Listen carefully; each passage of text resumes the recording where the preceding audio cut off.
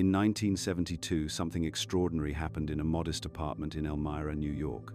Jane Roberts, a respected poet and author with degrees in literature and psychology, sat across from a small group of researchers for what would become one of the most suppressed spiritual interviews in modern history.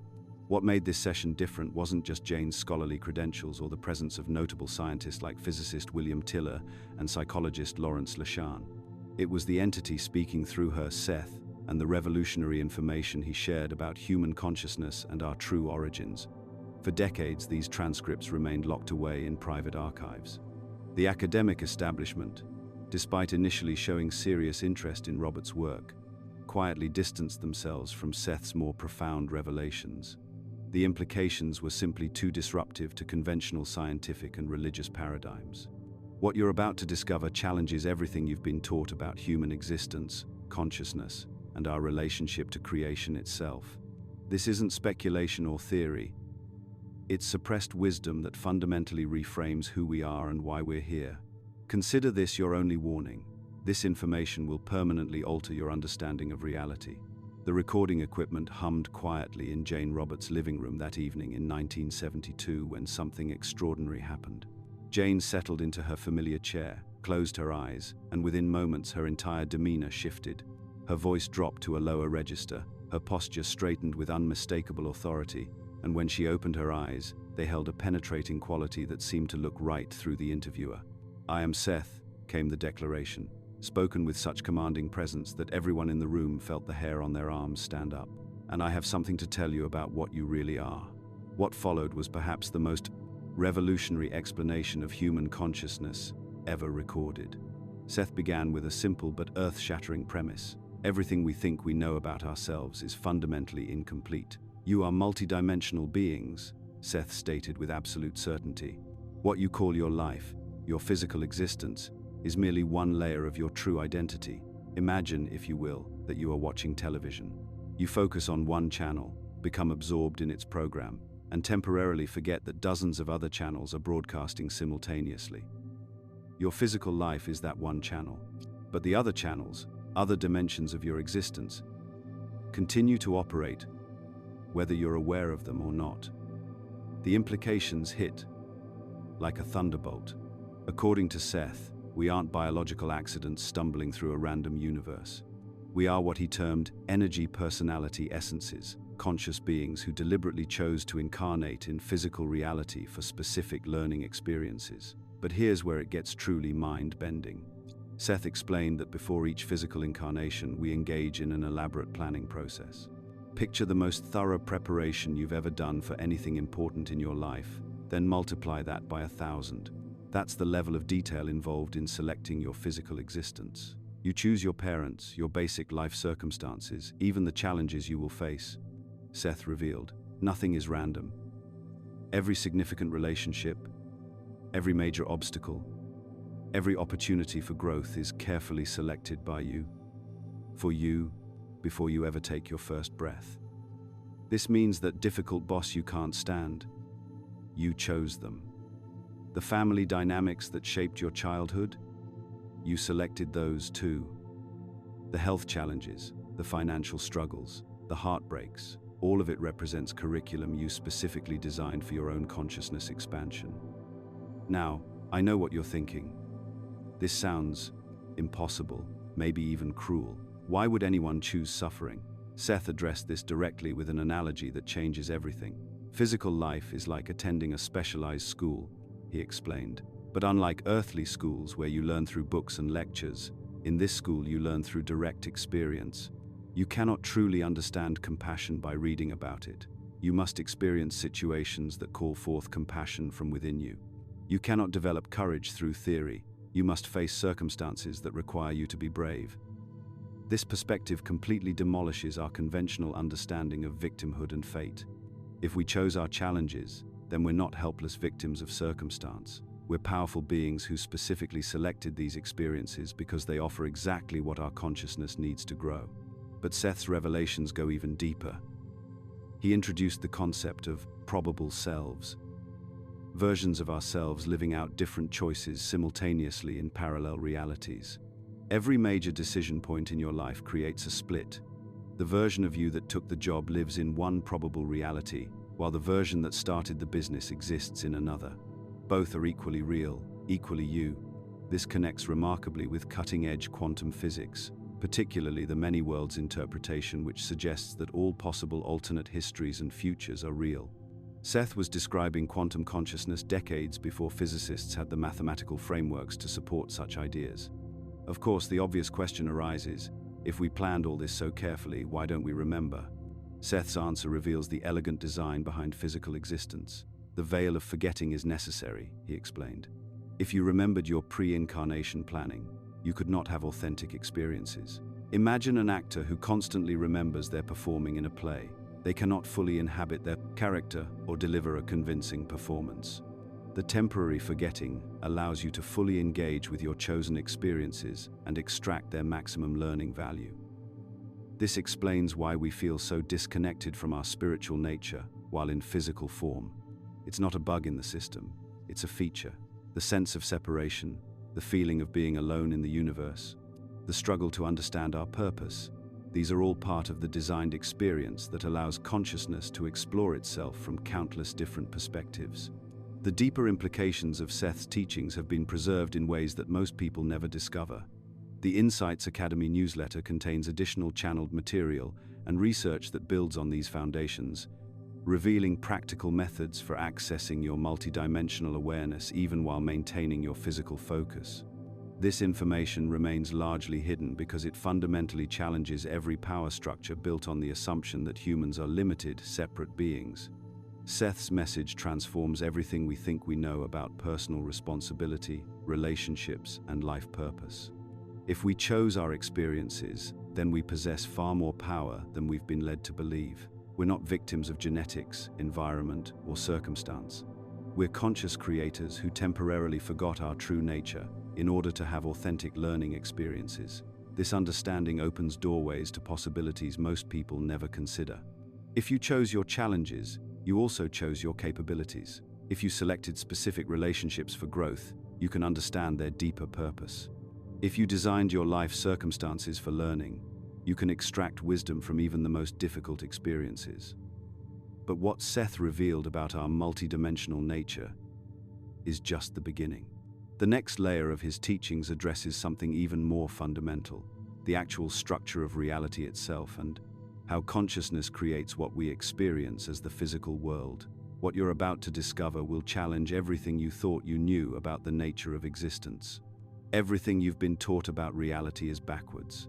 Your entire worldview rests on one fundamental assumption that science, religion, and culture have drilled into you since birth, that physical matter creates consciousness, that your brain generates your thoughts, your environment shapes your experience, and you're essentially a biological accident floating through a meaningless universe. Seth obliterates this assumption completely. In that suppressed interview, when Jane Roberts channeled Seth's consciousness with startling clarity, he delivered what might be the most revolutionary statement ever recorded. Consciousness creates matter, not the reverse. Your physical world is the projection of your inner reality, much like a movie projector creates images on a screen. Think about that movie projector analogy for a moment. The images you see on screen aren't creating the projector or the film. The projector and film create the images. According to Seth, consciousness is the projector. Your beliefs and emotions are the film, and physical reality is simply what gets projected onto the screen of space and time. This isn't mystical speculation. Seth provided incredibly detailed explanations of exactly how this process works. He described what he called electromagnetic energy units, subatomic particles of consciousness that organize themselves into physical matter based on the thoughts and emotions that create them. These aren't metaphors. Seth claimed these are actual building blocks of reality, smaller than electrons, that respond directly to consciousness and form the bridge between mind and matter. Modern quantum physics has been stumbling toward this same conclusion for decades. When physicists discovered that particles behave differently when observed, they unknowingly validated what Seth taught through Jane Roberts in the 1960 seconds. Consciousness and physical reality are intimately connected at the most fundamental level. But Seth went far beyond what physicists have discovered. He explained that your individual beliefs literally construct your personal experience. That person who always expects the worst and consistently experiences disasters, they're not unlucky. They're unconsciously creating their reality through their dominant mental patterns. The person who maintains genuine optimism and experiences remarkable synchronicities, they're not blessed by external forces. They're actively participating in reality creation. Seth provided countless examples of this process.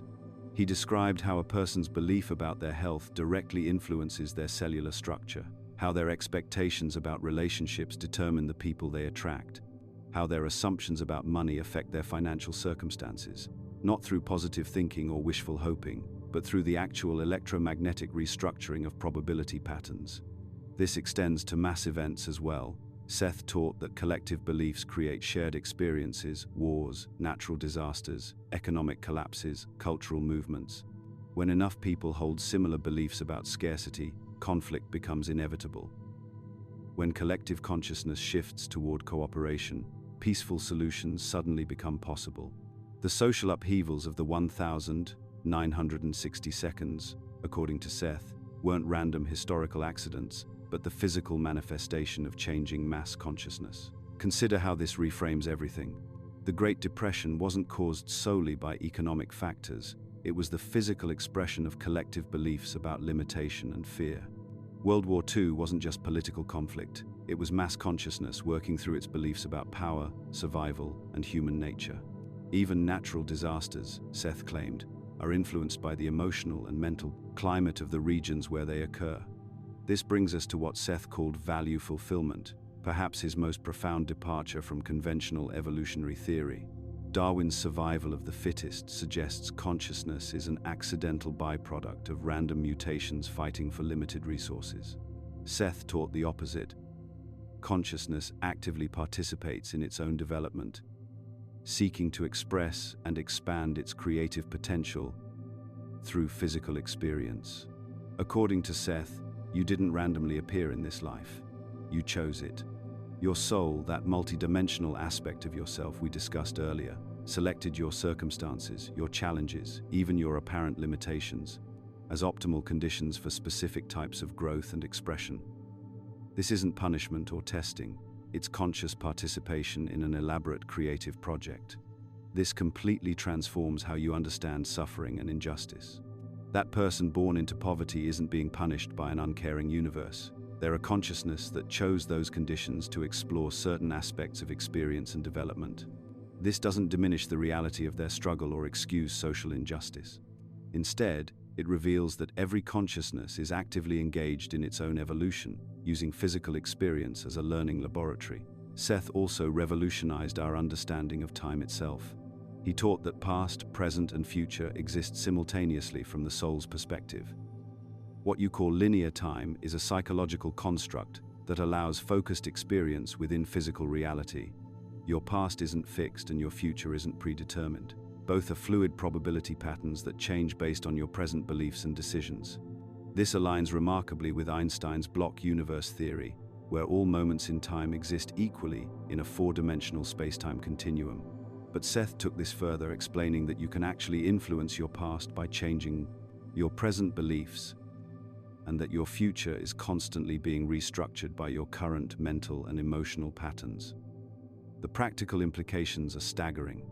If consciousness creates reality, then changing your beliefs, mental patterns, and emotional responses literally alters your physical circumstances. This isn't self-help psychology, it's applied metaphysics. Seth provided specific techniques for conscious reality creation. He taught that focused intention combined with emotional alignment creates what he called energy gestalts, organized patterns of electromagnetic energy units that manifest as physical events. The key is achieving genuine emotional resonance with your desired outcome. Not just intellectual wanting, but Seth also issued stern warnings about the responsibility this brings. You're not a victim of random events. You're an active creator of your experience. This means taking ownership of everything in your life, even the parts you don't consciously remember creating. It means recognizing that your complaints about circumstances are actually descriptions of your own unconscious beliefs made manifest. The implications for humanity are profound. If enough people understood and applied these principles, we could literally transform civilization. Poverty, war, disease, these aren't inevitable aspects of human existence, but expressions of collective beliefs that can be changed. The question isn't whether Seth's teachings are true. The question is whether you're ready to accept the awesome responsibility of conscious creation that comes with understanding how reality actually works. When Seth first made this statement during a 1973 channeling session, the room fell completely silent. "Death is merely a change of focus," he said, his voice carrying through Jane Roberts with unusual intensity. "It's like walking from one room into another in a house with infinite rooms. The you that you are continues, more alive, more aware, more yourself than you've ever been in physical form." This wasn't the comforting platitude you might hear at a funeral service.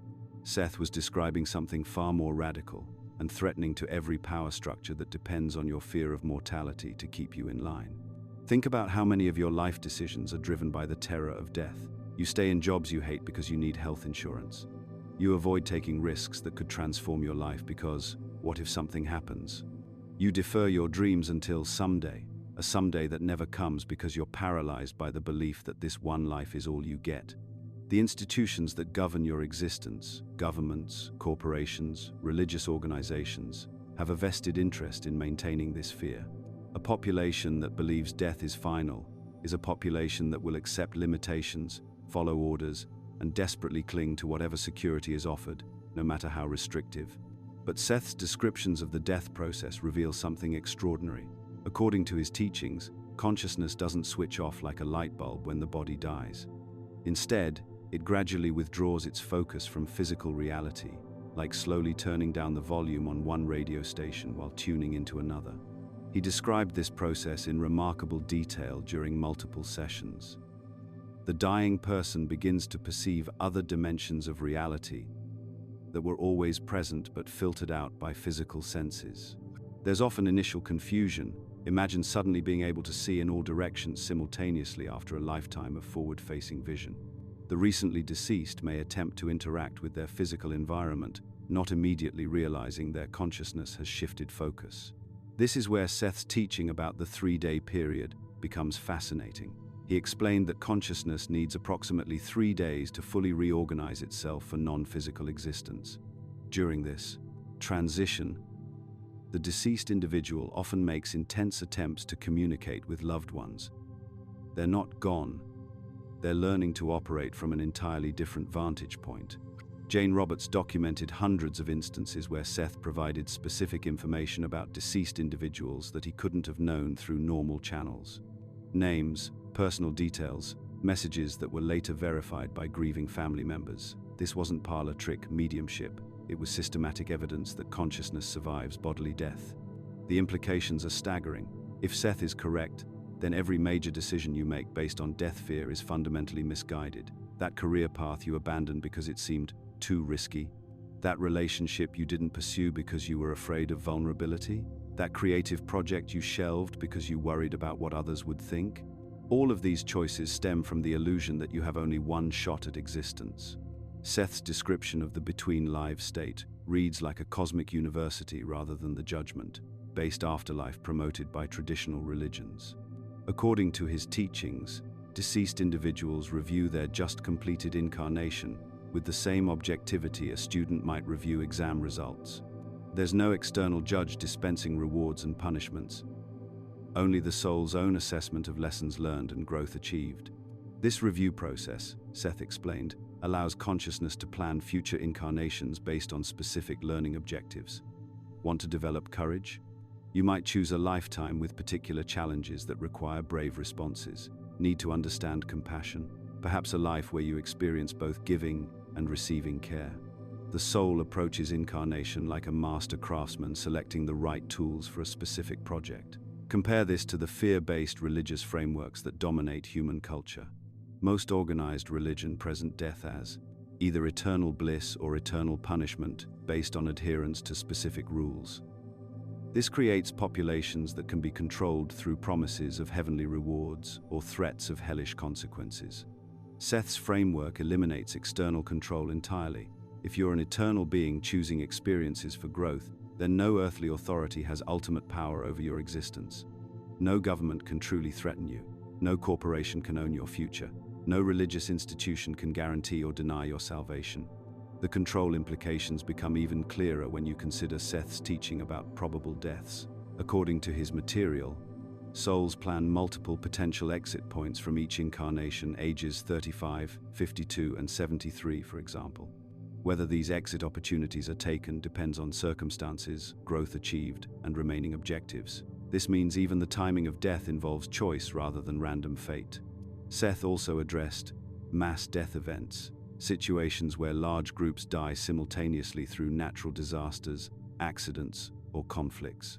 Rather than viewing these as tragedies or divine punishments, he described them as coordinated learning experiences chosen by participating souls. Groups of consciousness might plan shared departure experiences to explore specific themes around loss, heroism, community response, or societal transformation. For those grieving loved ones, this understanding offers profound healing potential. Seth taught that relationships continue beyond physical death, taking new forms suited to expanded awareness. The love you share with someone doesn't evaporate when their body dies. It transforms into something richer and more direct, unfiltered by physical limitations. He provided practical methods for maintaining these connections. Meditation techniques for quieting physical-focused thoughts so subtler communications can be perceived. Dream work practices, since sleep naturally shifts consciousness toward non-physical dimensions. Intuitive development exercises to strengthen your ability to receive impressions from deceased loved ones. The broader implications connect directly to everything we've explored about multidimensional consciousness and reality creation. If you're an eternal being temporarily focused in physical reality, then death isn't something that happens to you. It's something you do, like changing clothes or moving to a new city. You're not a victim of mortality. You're a consciousness choosing experiences across multiple dimensions of existence. This understanding fundamentally alters your relationship with risk, growth, and authenticity. When you truly grasp that your essential self continues regardless of physical circumstances, you become dangerous to any system that depends on your compliance through fear.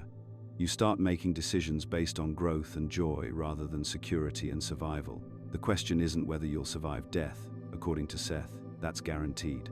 The question is whether you'll live this incarnation as the powerful, eternal being you actually are, or remain trapped in the illusion that keeps humanity controllable through the fear of an ending that never actually comes. Now, I need to address something that Seth himself rarely dwelt on, but couldn't ignore entirely. Unlike many channeled entities who focus heavily on conspiracy theories, Seth was primarily concerned with personal spiritual development and the nature of consciousness. But he did recognize that certain power structures in our world depend entirely on keeping humanity ignorant of its true spiritual nature. Seth identified what he called energy vampires, and this isn't some mystical metaphor. These are actual entities, both in physical form and in non-physical reality, who literally feed off human emotional energy. They have a particular appetite for the lower vibrational frequencies: fear, anger, despair, helplessness. Think about that for a moment. If you were an entity that needed human beings to generate fear and anger to survive, what kind of world would you want to create?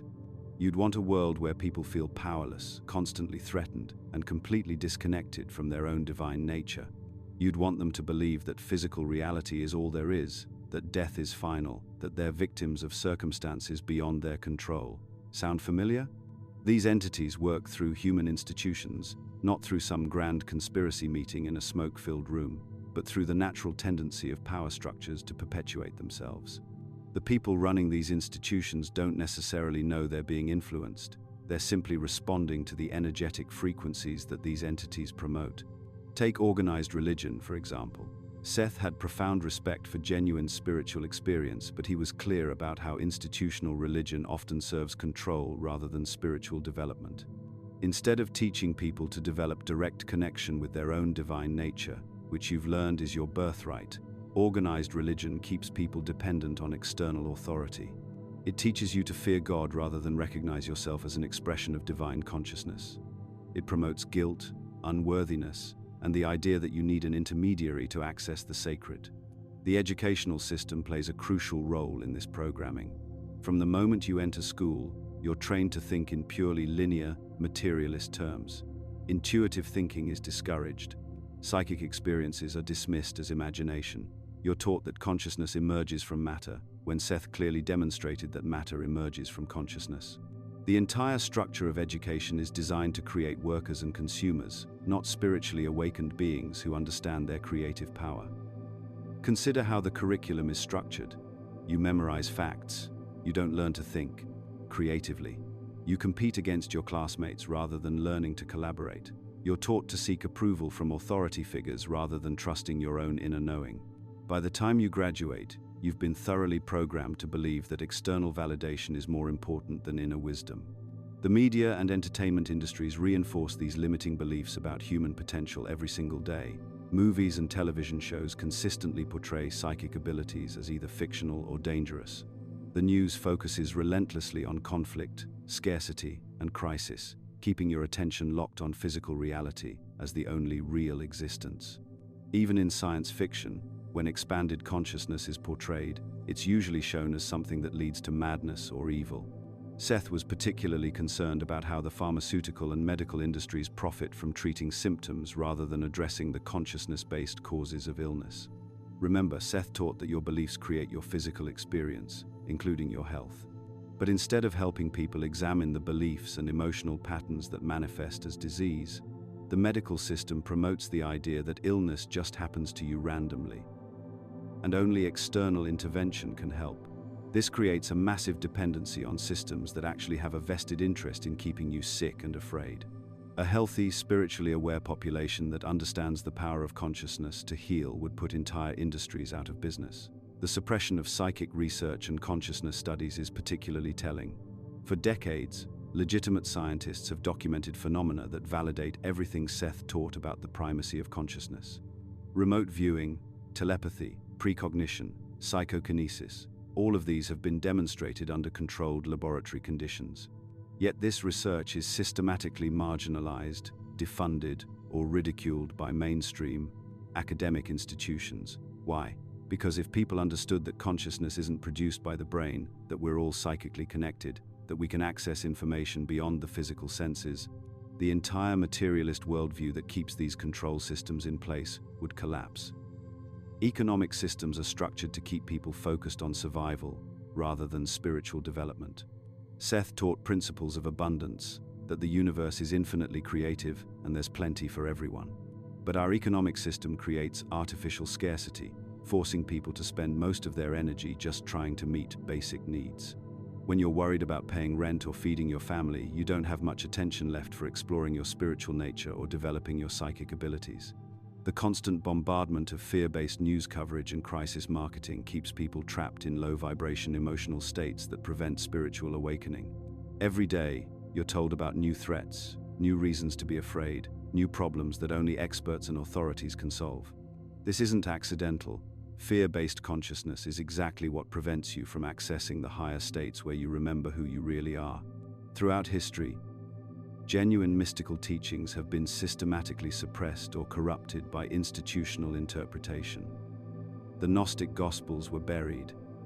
Indigenous spiritual practices were outlawed. Mystery schools were disbanded. Whenever authentic spiritual knowledge surfaces, it's either driven underground or co-opted and watered down until it becomes another form of control. But here's what Seth taught about protecting yourself from these influences. The key is conscious choice, making, and spiritual development. When you understand that you create your reality through your beliefs and focus, you become immune to manipulation. When you develop your own direct connection to higher consciousness, you don't need external authorities to tell you what to think. Seth emphasized that awakened individuals play a crucial role in gradually shifting collective consciousness, despite institutional resistance. Every person who wakes up to their true nature creates ripple effects that influence others. The entities that feed on fear and control are actually quite vulnerable to the higher frequencies of love, joy, and spiritual awareness. The most powerful thing you can do is commit to your own spiritual development, question everything you've been taught, and trust your own inner knowing. As more people do this, the old control systems lose their power naturally. This isn't about fighting against these systems. That just feeds them more of the conflict energy they thrive on. It's about transcending them by raising your consciousness to levels where they simply can't affect you anymore. What if I told you that consciousness isn't something you have, but something you are, and that it operates more precisely than any technology humans have ever created? This isn't mystical speculation. This is exactly what Seth revealed through Jane Roberts, and modern quantum physics is finally catching up to what he taught decades ago. See, Seth wasn't just another channeled entity spouting feel-good platitudes. He described himself as an energy personality essence, a consciousness that had evolved beyond physical form but retained complete memory of how reality construction actually works. And when you read his technical explanations about consciousness mechanics, something remarkable becomes clear. He's describing a technology so advanced that our most sophisticated computers look like stone tools by comparison. Here's where it gets fascinating. Seth explained that consciousness operates through what he called coordinate points, specific locations in space where consciousness energy naturally concentrates. Think of them like cosmic Wi-Fi hotspots where the signal between mind and reality is strongest. These aren't random locations. They follow precise mathematical patterns that determine where manifestation occurs most easily. Modern physicists are discovering something eerily similar. They're finding that quantum field fluctuations aren't uniform throughout space. They concentrate at specific coordinate intersections that match Seth's descriptions with uncanny accuracy. Coincidence? Not likely, but Seth went much deeper. He described consciousness as operating through psychological time, a non-linear dimension where all conscious entities communicate instantaneously, regardless of physical distance or temporal separation. This isn't science fiction. Quantum entanglement experiments are proving that information can indeed transfer instantaneously across vast distances, exactly as Seth described. Think about those moments when you suddenly think of someone and they call you within minutes, or when you wake up knowing something significant has happened to a loved one, only to discover you were right. Seth explained this as normal consciousness function, or your awareness naturally operating in psychological time where all minds are connected through what he called the spacious present. Now here's what really blew my mind when I first studied this material. Seth taught that thoughts have measurable electromagnetic properties, and that every thought generates a specific electromagnetic signature that can theoretically be detected and mapped. Remember, this was the 1,960 seconds and 70 seconds, decades before we had the technology to measure neural electromagnetic activity. Today, neuroscientists are doing exactly that. They're mapping thought patterns through electromagnetic brain imaging, discovering that different types of thoughts generate distinct electromagnetic frequencies. Some researchers are even developing technology to read thoughts by analyzing these electromagnetic signatures. Seth was describing our current cutting-edge neuroscience before we had the tools to verify it. But consciousness technology goes far beyond just thought detection. Seth explained that we practice reality creation every single night through what he called dream reality, an active dimension where consciousness experiments with different scenarios before manifesting changes in physical experience. This isn't passive dreaming. According to Seth, dream reality is where consciousness works out the mechanics of manifestation, testing different probability paths, and selecting which ones to actualize in waking life. Modern sleep research is discovering that dreams aren't just random neural firing. They're highly organized problem-solving sessions where the brain runs complex simulations and makes decisions that influence future behavior. The power source for all this consciousness technology? Emotions. Seth taught that emotions aren't just feelings, they're the actual energy that powers manifestation. Love operates at the highest frequency, creating coherent, life-enhancing realities. Fear operates at lower frequencies, creating chaotic, destructive patterns. This maps perfectly onto what researchers are discovering about heart rate variability and emotional coherence. When you're in states of genuine love or appreciation, your heart generates highly coherent electromagnetic patterns that influence brain function and even affect other people's nervous systems when they're near you. Seth also explained telepathy as natural consciousness communication that humans have been systematically trained to ignore. He described how thoughts broadcast on specific frequencies, and minds naturally tuned to similar frequencies pick up these transmissions. We've been taught to dismiss these experiences as imagination or coincidence, but Seth insisted telepathy is as natural as radio waves. Military research into remote viewing and telepathic communication suggests Seth was right. Declassified documents reveal decades of successful experiments in consciousness-based information gathering, technology that works precisely as Seth described. Even more mind-bending are Seth's teachings about precognition and clairvoyance. He explained these as normal functions of consciousness operating outside linear time constraints. Since consciousness exists in psychological time where past, present, and future are simultaneous, accessing future information is simply a matter of shifting awareness to different temporal coordinates. Princeton Engineering Anomalies research spent decades studying precognitive abilities, documenting statistically significant results that mainstream science still struggles to explain. But Seth's model provides a clear framework. Consciousness naturally exists outside linear time and can access information from any temporal coordinate. Perhaps most revolutionary are Seth's concepts about parallel realities and probable selves. He taught that consciousness simultaneously explores multiple potential timelines, with your current reality being just one of countless probable versions of your life. Every major decision creates a branch point where different versions of you explore different possibilities. Quantum mechanics is discovering something remarkably similar through many worlds theory. The idea that reality branches into parallel universes at every quantum interaction. Seth was describing multidimensional consciousness decades before physicists developed the mathematics to support it. On a collective level, Seth explained how mass consciousness creates large-scale events through focused emotional energy. Weather patterns, geological changes, even social movements emerge from the combined consciousness energy of populations. When millions of people share similar emotions simultaneously, they generate enough focused energy to influence physical reality on a massive scale. This isn't metaphysical speculation anymore. Researchers studying global consciousness are finding measurable changes in random number generators worldwide during major events when human attention becomes globally focused. The data suggests that collective human consciousness does indeed influence physical systems. So how do you actually use this consciousness technology?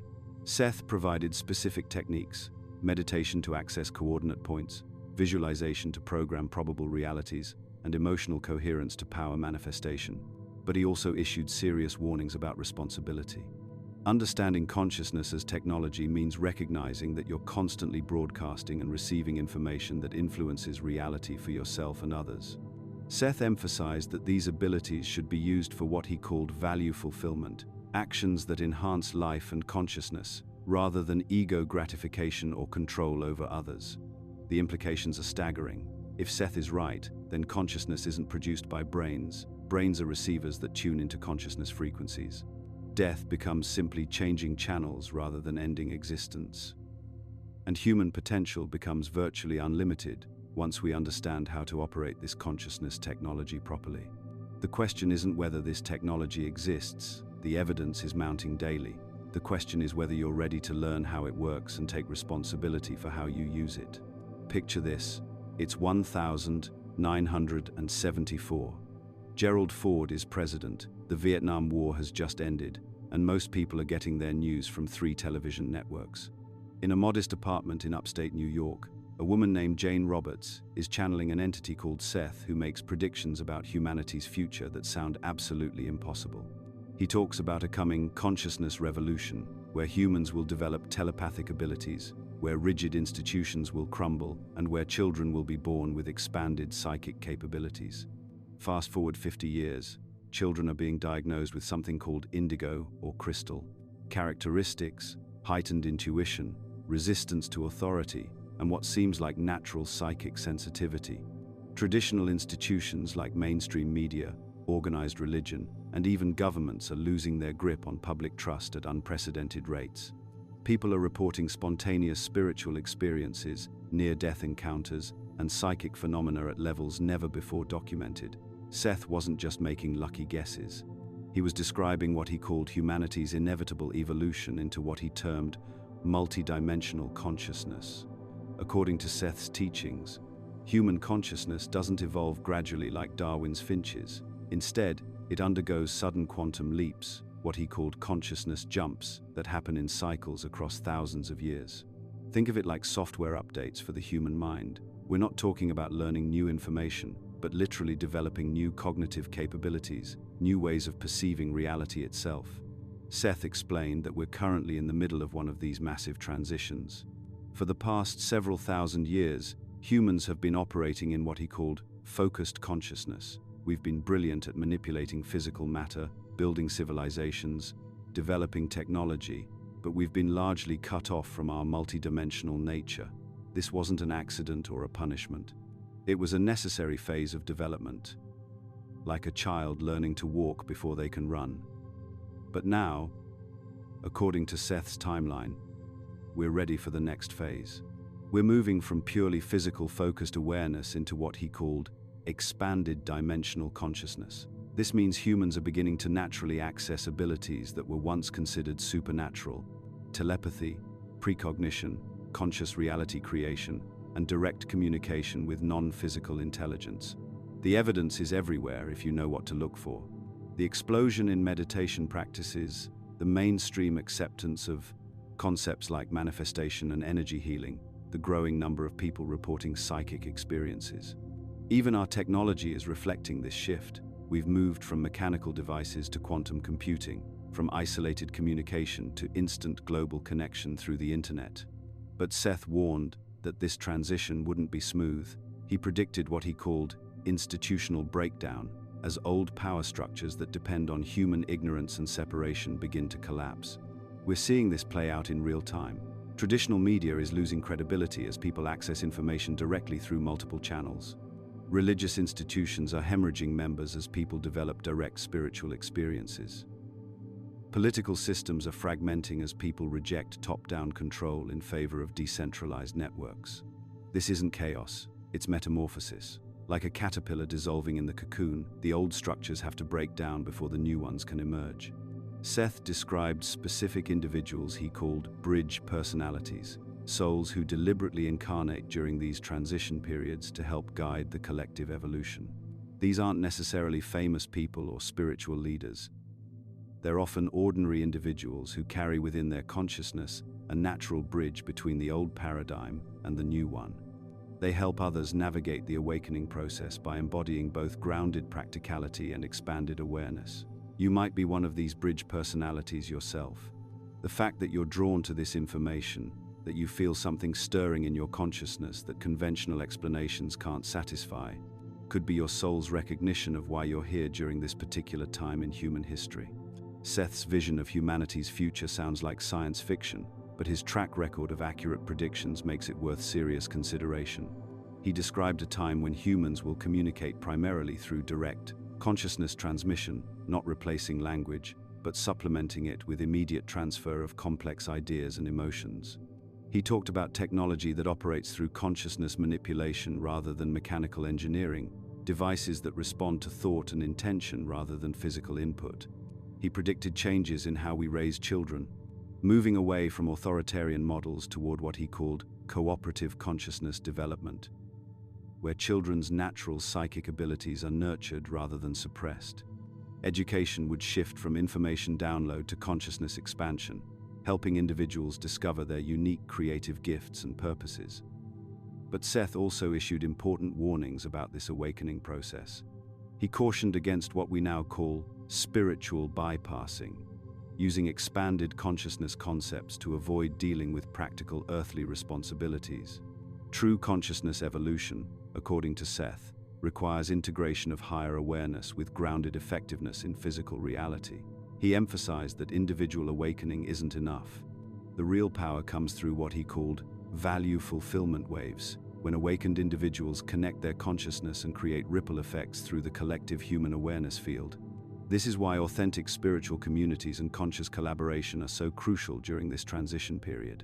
Seth provided specific guidance for navigating this awakening.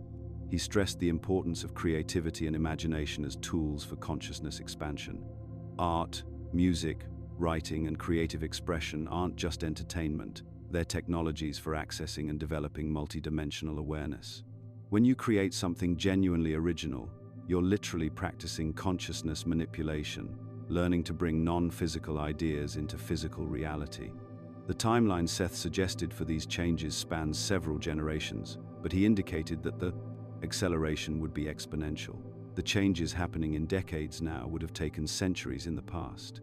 We're living through the most rapid consciousness evolution in human history. If you're feeling called to be part of this awakening, start with developing your own creative abilities and trusting your intuitive insights. The future, Seth described, isn't something that happens to humanity. It's something conscious individuals create through their choices and awareness right now. The Great Awakening isn't coming. It's here, and you're not just witnessing it, you're one of the conscious agents making it happen. Now, I know what you're thinking. Everything we've discussed about consciousness, technology, and humanity's awakening sounds incredible, maybe even overwhelming. But here's what Seth made crystal clear in his sessions with Jane Roberts. Intellectual understanding is just the starting point. The real transformation happens when you begin applying these principles in your daily life, and that requires something most people aren't prepared for: the willingness to question everything you've accepted as unchangeable truth about yourself and reality. Seth didn't just offer philosophy. He provided a complete toolkit for consciousness development, tested by thousands of people over decades. But here's the catch. These methods work so well that they'll force you to take responsibility for your life in ways that might feel uncomfortable at first. You can't go back to blaming circumstances, other people, or bad luck once you realize you're actively creating your experience through your beliefs and expectations. Let's start with what Seth called the foundation practice: daily consciousness expansion sessions. This isn't your typical meditation. Seth taught that most meditation techniques actually limit awareness by focusing too narrowly. Instead, he recommended what he termed psychological time exercises. Here's how it works. Set aside 20 to 30 minutes when you won't be disturbed. Lie down comfortably and allow your mind to drift without trying to control thoughts or achieve any particular state. The key is learning to experience time differently. Ending minutes stretch into what feels like hours of inner exploration. During these sessions, Seth suggested practicing what he called consciousness mobility. Instead of trying to quiet your mind, actively use your imagination to explore different perspectives. Imagine viewing your current situation from 5 years in the future, or from the perspective of someone you admire. This isn't fantasy, it's training your consciousness to access information beyond your current physical focus. People who practice this consistently report breakthrough insights about problems they've struggled with for years. But Seth went deeper than simple relaxation techniques. He taught specific methods for identifying and changing the beliefs that create your daily experience. Most people never realize they're operating from beliefs they absorbed unconsciously in childhood. Beliefs about money, relationships, their own capabilities, what's possible or impossible. Seth developed what he called bridge beliefs, transitional thoughts that help you move from limiting perspectives to empowering ones without creating internal resistance. Here's a practical example. If you believe, "I'm not good with money," you can't just jump to, "I'm financially abundant," without your psyche rejecting the new belief as obviously false. Instead, you create bridge beliefs. "I'm learning to understand money better." Then, "I'm discovering new opportunities." Then, "I'm becoming more financially aware." Your consciousness accepts these gradual shifts, and your external experience begins reflecting the new beliefs. Seth also provided detailed instructions for dream work that go far beyond typical dream interpretation. He taught that dreams are practice sessions for reality creation, a safe environment, where you can experiment with different approaches to life situations without physical consequences. By becoming lucid in dreams and consciously directing dream scenarios, you develop the same mental muscles needed for conscious reality creation in waking life. The technique is straightforward but requires consistency. Before sleep, clearly state your intention to become aware within dreams and to practice a specific skill, whether that's confident public speaking, creative problem solving, or healing emotional wounds. Keep a dream journal and record not just what happened, but how you felt and what beliefs were operating in the dream. Seth explained that dream emotions often reveal subconscious beliefs that contradict your conscious intentions, showing you exactly what needs to be addressed. One of Seth's most practical teachings involved developing what he called psychological armor. conscious energy management that protects you from negative influences while remaining open to positive connections. This isn't about building walls or becoming defensive. It's about recognizing that consciousness is contagious, and you can choose which mental and emotional states you allow into your awareness. The method involves regularly clearing your mental space, much like you'd clean your physical environment. Throughout the day, pause and ask yourself, what thoughts and feelings am I carrying that aren't actually mine? You'll be surprised how often you're unconsciously absorbing other people's anxieties, judgments, or limiting beliefs. Seth taught simple visualization techniques for releasing foreign mental content and reinforcing your own authentic energy signature. Seth also provided specific exercises for developing telepathic abilities, starting with simple experiments you can try with willing friends or family members. Begin by agreeing on specific times when one person will send a clear mental image while the other remains receptive. Start with basic shapes or colors, then progress to more complex images. The key is approaching these exercises playfully rather than straining to achieve results. Seth emphasized that psychic abilities develop naturally when you remove the pressure to perform and simply allow your consciousness to expand. For accessing information about your probable selves and past experiences, Seth recommended guided imagery sessions where you ask specific questions and allow impressions to arise without forcing or analyzing them. The technique involves entering a relaxed state and mentally asking to connect with the version of yourself that already has the knowledge or skills you're seeking. This isn't wishful thinking. Seth explained that all probable versions of yourself exist simultaneously, and you can learn from their experiences. Perhaps most importantly, Seth taught methods for distinguishing genuine intuition from wishful thinking or ego projection. True inner guidance has specific characteristics. It usually arrives quietly rather than dramatically, often suggests actions that require growth or courage, and provides information you couldn't have logically deduced. False guidance typically tells you what you want to hear or reinforces existing prejudices and fears. Seth also addressed the practical challenge of integrating these consciousness principles with daily life decisions. He recommended regular life review sessions where you examine your current choices, career, relationships, living situation, from your expanded awareness rather than habitual patterns. Ask yourself, what would I choose if I truly believed I create my own reality? What decisions would I make if I trusted my inner guidance completely? The most advanced practice Seth taught involves accessing guidance from what he called your entity, the larger consciousness of which your current personality is one expression. This isn't channeling external beings, but connecting with your own expanded identity. Through deep meditation and specific questioning techniques, you can receive guidance on major life directions and spiritual development that comes from a much broader perspective than your current personality possesses. The key to all these practices is consistency without fanaticism. Seth warned against becoming so absorbed in consciousness development that you neglect practical responsibilities or become isolated from others who don't share these interests. The goal is integration, becoming someone who operates from expanded awareness while remaining fully engaged with physical life. Start with one technique that resonates with you. Practice it consistently for at least 30 days, and pay attention to how your daily experience begins shifting. The changes often start subtly: improved intuition, better timing, more synchronicities, before building into major life transformations. You know that feeling you've carried your entire life? That nagging sense that you're here for something important, something bigger than the daily routine of work, bills, and social obligations. That restless energy that whispers you have a mission, even when you can't quite put your finger on what it is. Seth revealed something profound about this universal human experience. Before you incarnated into this physical reality, you made specific agreements, not contracts written in some cosmic courthouse, but soul-level commitments born from your deepest creative impulses. You chose to be here, at this exact moment in human history, because your unique consciousness carries something essential that reality itself needs.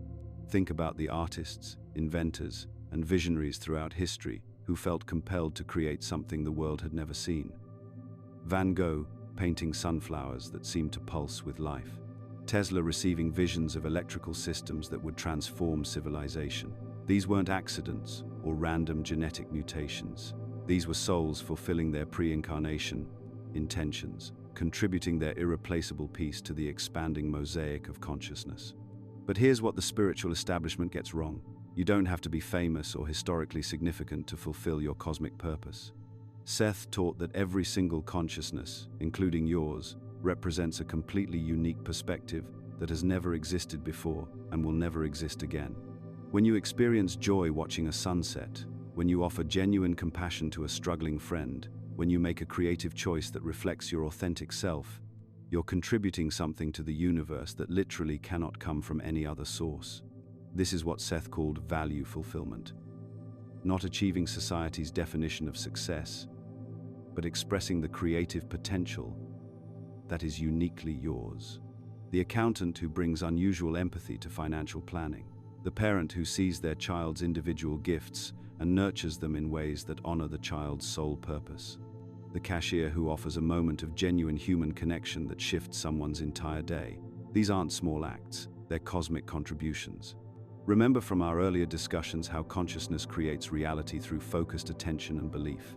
When you live authentically from your deeper understanding, you become what Seth described as a psychic lighthouse. Your energy signature literally broadcasts a different frequency into the collective field. Other souls, often unconsciously, are drawn to this authentic vibration. They sense something different about you, something that reminds them of possibilities they've forgotten. You don't need to preach or convince anyone of anything. In fact, Seth warned against spiritual evangelism because forced awakening creates resistance. Instead, your role is to embody the consciousness level you've achieved. When you respond to conflict with curiosity instead of defensiveness, when you make choices based on inner knowing rather than external pressure, when you treat yourself and others with the respect due to eternal beings having temporary human experiences, you demonstrate what's possible. This demonstration is particularly crucial right now. The global challenges we're witnessing aren't signs of humanity's failure. According to Seth, they're catalysts specifically designed to accelerate our species' consciousness evolution. Every crisis forces individuals to choose between fear-based responses and love-based responses. Your choice in each moment contributes to the collective outcome. When you see injustice and respond with compassionate action rather than hatred, you strengthen the morphic field of love on this planet. When you face uncertainty and choose trust over panic, you anchor stability in the collective consciousness. When you encounter someone whose beliefs trigger your judgment and you choose understanding over condemnation, you help dissolve the polarization that keeps humanity trapped in conflict cycles. The responsibility that comes with consciousness knowledge isn't to save the world through dramatic gestures. It's to integrate your spiritual understanding with practical earthly engagement. Seth emphasized that consciousness evolution requires full participation in physical reality, not escape from it. The mystic who meditates in a cave contributes something valuable, but the evolved soul who brings higher consciousness into parenting, business, relationships, and community involvement creates transformation at the ground level where it's most needed. Love and compassion, Seth taught, are the most powerful forces for positive change because they align with the fundamental creative impulse of all that is. When you approach challenges from love rather than resistance, you work with reality's basic operating system instead of against it. This doesn't mean passive acceptance of harmful conditions. It means taking action from a centered place of understanding rather than a reactive place of anger or fear. The long-term vision Seth shared reveals humanity's incredible potential. As more individuals awaken to their true nature as consciousness creators, our species will develop capabilities that seem impossible from our current perspective. Telepathic communication, conscious reality manifestation, cooperation with other evolved consciousness entities throughout the universe. This isn't science fiction. It's the natural progression of consciousness development that begins with individuals like you recognizing and fulfilling their unique cosmic role. Every time you feel inadequate or insignificant, remember this: the universe is not random. Your consciousness didn't accidentally stumble into existence. The specific combination of experiences, perspectives, talents, and challenges that make up your life creates a unique lens through which all that is experiences itself. No one else can contribute what you contribute. No one else can love the way you love, create the way you create, or understand reality from your exact vantage point. Your purpose may evolve as you grow. The mission you felt called to at 20 might transform completely by 50. This flexibility isn't confusion, its consciousness adapting to new levels of understanding and expanded capabilities. Trust the process. Trust the inner compass that guided you to seek deeper truth in the first place. The fact that you found this content, that these ideas resonate in your bones rather than just your intellect, confirms what you already suspected. You're not here by accident. You're part of the awakening wave that's transforming human consciousness from the inside out. Your willingness to question consensus reality, to consider possibilities beyond material existence, to take responsibility for your role as a consciousness creator, makes you an active participant in the most significant evolutionary leap our species has ever attempted. The mission you forgot when you incarnated is remembering itself through you right now. If this video resonated with you, let us know by commenting, "I understood it."